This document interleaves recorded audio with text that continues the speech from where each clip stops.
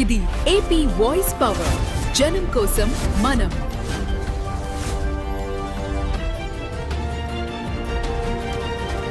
CPM Jagadamba zone secretary M Subbarao, CPM senior నాయకుడు why Raju, committee సభ్యుడు K Chandrasekhar నేతృత్వంలో spring road junction పూర్ణ market వద్ద ధర్నా నిర్వహించారు. ఈ ధర్నాలో వారు పాత మహాత్మా గాంధీ జాతీయ గ్రామీణ ఉపాధి హామీ చట్టంను భర్తీ చేస్తూ ప్రవేశపెట్టిన విబిజిఆర్ఎంజి బిల్లును తీవ్రంగా వ్యతిరేకించారు.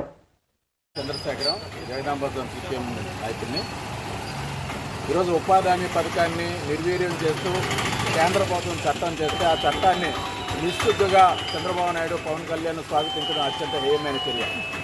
ఈరోజు రాష్ట్రంలో ఇప్పటికే నిధులు లేవని కేంద్ర ప్రభుత్వం కూడా దేహి అంటున్న చంద్రబాబు నాయుడు ఉపాధి హామీ పథకాన్ని 40% నిధులు సెంట్రల్ గవర్నమెంట్ పెట్టమంటే ఏ విధంగా పెడతారో ఆలోచించారు. ఈరోజు రెండు ప్రభుత్వాలు కూడాను, కేంద్రంలో మోడీ, రాష్ట్రంలో చంద్రబాబు నాయుడు, పవన్ కళ్యాణ్ కూడాను ఉపాధి హామీ చట్టాన్ని నిర్వీర్యం చేసేందుకు కంకణం కట్టుకున్నారు. ఈరోజు అభివృద్ధి పేరుతో గ్రామీణ ప్రాంతాల్లో ఉన్న ప్రజానికానంతని ద్రోహం చేసే విధంగా ఈరోజు చేయడం దుర్మార్గం. ఈరోజు పట్టణ ప్రాంతాలు కూడా ఉపాధి హామీ అమలు చేయాలని పెద్ద ఎత్తున సిపిఎం పార్టీ పోరాటం చేస్తుంది. కేరళలో ఆ విధంగా అమలు చేస్తున్నాం. ఈరోజు ఇక్కడ ఎందుకు అమలు చేయలేకపోతున్నారని అడుగుతున్నాం. ఈరోజు దేశానికి రోల్ మోడల్గా కేరళ సిపిఎం పార్టీలో గవర్నమెంట్ వ్యవహరిస్తుంది. ఆ విధంగా ఇక్కడ కూడా చేయాలి. మేము గొప్పలు చెప్పుకుంటున్నాం చంద్రబాబు నాయుడు, 40 ఏళ్ళ ఇండస్ట్రీని చెప్పుకుంటున్నాను చంద్రబాబు నాయుడు. దావాస్ పర్యటనలతో, విదేశీ పర్యటనలతో చంద్రబాబు మోడీలాగా వ్యవహరిస్తూ ఈరోజు రాష్ట్రానికి తీవ్ర అన్యాయం చేస్తున్నారు. ఈ అన్యాయం సిపిఎం పార్టీ వాడవాడలా, వీధి వీధుల ప్రచారం చేస్తుంది, క్యాంపెయిన్ చేస్తుంది, తీవ్రంగా వ్యతిరేకిస్తుందని హెచ్చరిస్తుంది. గాంధీ ఉపాధి హామీ పథకాన్ని పేరు మార్చి ఈరోజు బీజేపీ ప్రభుత్వం అనుసరిస్తుంది.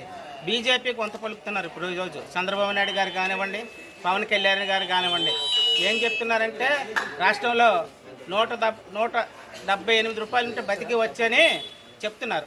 178 రూపాయలతో చంద్రబాబు నాయుడిని, లోకేష్ గారిని, పవన్ కళ్యాణ్ గారిని, నరేంద్ర మోడీ గారిని కూడా బతకమని మేము చెప్తున్నాం.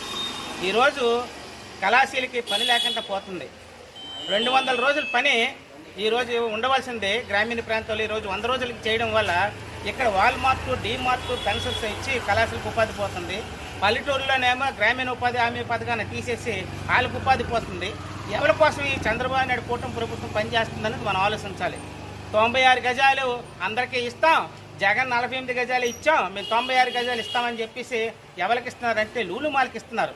ఇక్కడ కళాశాలు అద్దెలు కట్టుకోలేక చాలా ఇబ్బంది పడుతున్నారు. 5,000, 6,000 కట్టుకోలేక చాలని ఆదాయాలతో ఈరోజు కళాశాలు బతుకుతున్నారు.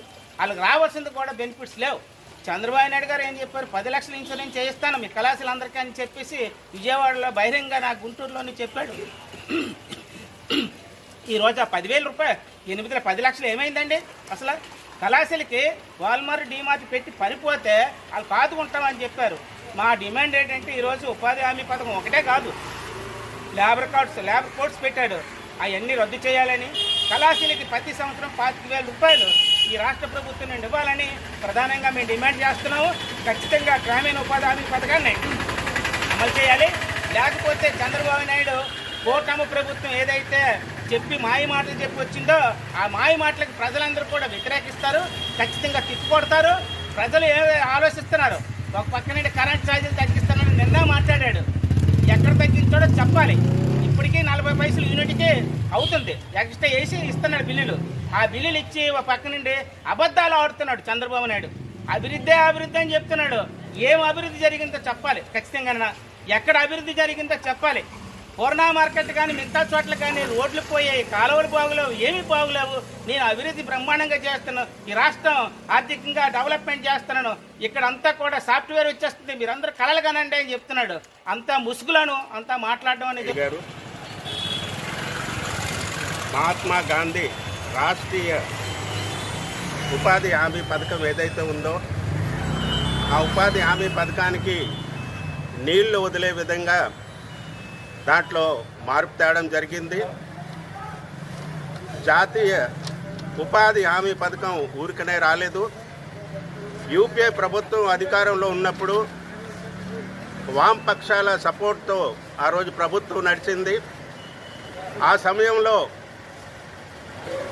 మొత్తం వామపక్ష పార్టీలన్నీ కలిపి, ముఖ్యంగా సిపిఎం పార్టీ జాతీయ ఉపాధి హామీ పథకం తేవాలనేసి ప్రభుత్వం మీద ఆ రోజు కాంగ్రెస్ ప్రభుత్వం అధికారంలో ఉన్నప్పుడు జాతీయ ఉపాధి హామీ పథకం ఖచ్చితంగా పెట్టాలి.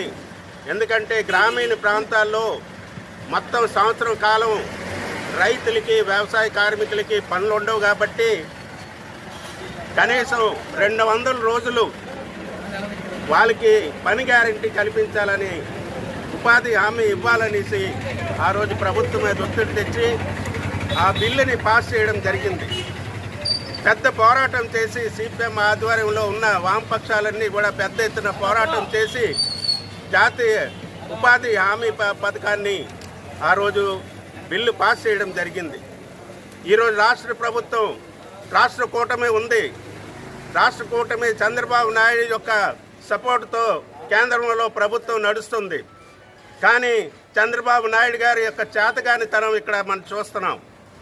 జాతీయ ఉపాధి హామీ పథకంలో 40% రాష్ట్రాలు కట్టాలనేసి ఆ బిల్లు పెట్టినప్పుడు దానికి చంద్రబాబు నాయుడు వ్యతిరేకించలేదు.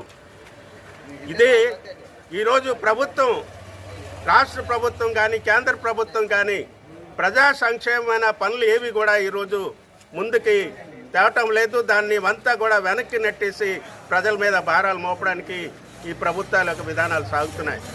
మహాత్మా గాంధీ గారు మొత్తం భారతదేశం ఒక వ్యవసాయ ప్రధానమైన దేశం, వ్యవసాయం తాలూకా ఎంత అభివృద్ధి చెందితే, వ్యవసాయం ఎంత బాగుంటే అంత దేశం బాగుపడుతుందని ఆ రోజు మహాత్మా గాంధీ గారు చెప్పారు. అటువంటిది ఉపాధి హామీ పథకం గ్రామీణ ప్రాంతాల్లో రైతులకి, వ్యవసాయ కార్మికులకి, వ్యవసాయ కూలీలకి వీళ్ళకి పని కల్పించవలసిన 200 రోజులు అమలు చేయకుండా దాదాపు బీజేపీ ప్రభుత్వం వచ్చిన తర్వాత రాను దాన్ని నీరుగార్చడం జరిగింది. దానికి సంబంధించి